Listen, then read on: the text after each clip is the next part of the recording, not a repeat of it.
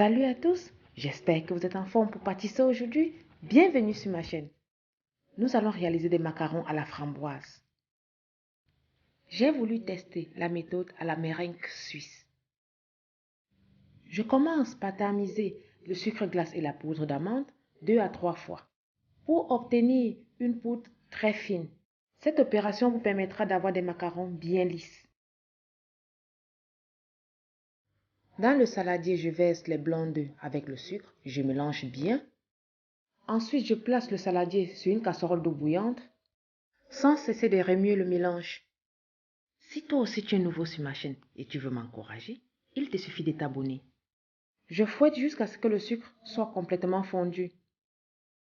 Ou si vous possédez un thermomètre, la température ne doit pas dépasser les 50 degrés. Sans oublier d'activer la cloche de notification pour ne manquer aucune nouvelle vidéo. Je verse le mélange dans le bol du robot que je fouette à grande vitesse jusqu'à obtenir une meringue ferme et bien brillante. Je mettrai la liste de tous les ingrédients dans la barre de notifications. Pour une meringue bien réussie, il est impératif que les blancs doivent être séparés des jaunes depuis 2 à 3 jours. J'ajoute le colorant et je mélange brièvement.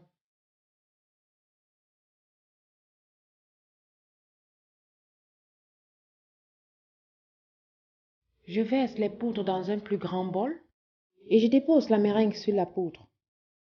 Je commence à macaronner en utilisant une spatule en silicone. Elle me permet de bien racler le bord du saladier. Je rabats la pâte pour qu'elle soit bien homogène et légèrement souple. Le mélange doit être bien brillant, lisse et former un ruban en retombant. Attention, trop liquide, vos macarons seront plats. Trop épais, ils risquent de craquer à la cuisson.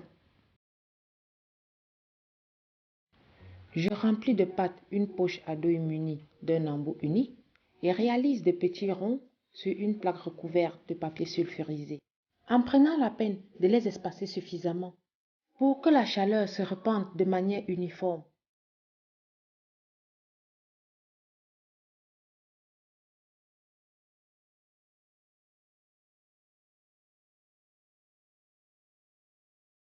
Un grand merci à toi qui me soutient depuis le début de mon aventure.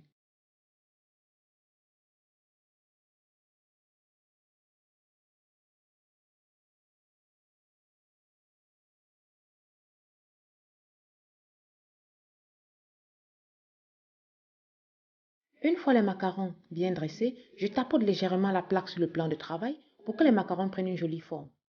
À l'aide d'un cure-dent, je perce les bulles d'air et je laisse croûter pendant 30 minutes au moins.